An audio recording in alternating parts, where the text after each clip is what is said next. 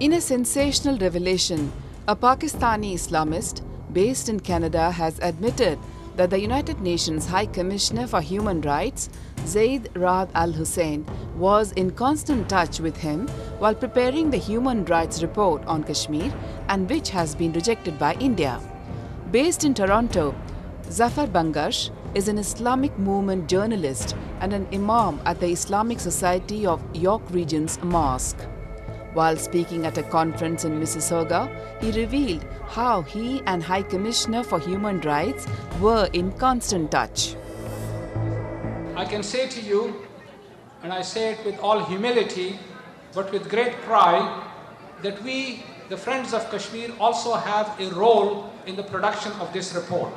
In fact, I have personal correspondence with the High Commissioner for Human Rights, email correspondence in which he responded to my personal letter and email saying that he would like to have access to both line of control. That means in Azad Kashmir as well as in Indian occupied Kashmir. He also confessed about lobbying in consultation with officials in Islamabad.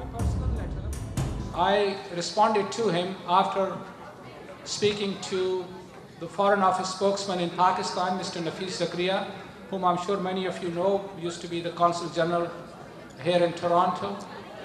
And he assured me that Pakistan would welcome the UN High Commissioner or their representatives to come to Pakistan, and they will facilitate their visit to Azad Kashmir.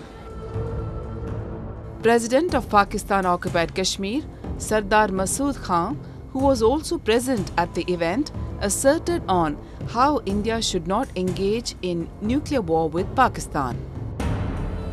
We must take steps towards averting a war between India and Pakistan on the issue of Jammu and Kashmir, which has been called a long festering sore by Mr. Ken Stone. We should avert a war, because if there is a nuclear war in South Asia, it would be Armageddon. It would be end of civilization. On June 14, the UN released its first ever human rights report on Kashmir, accusing security forces of gross human rights violations on both sides of the border.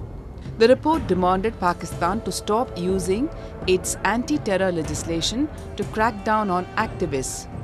On the other hand, it accused India of using excessive force on civilians. India called the report fallacious, tendentious, unmotivated, and a compilation of unverified information. India also registered a strong protest with the United Nations on this report.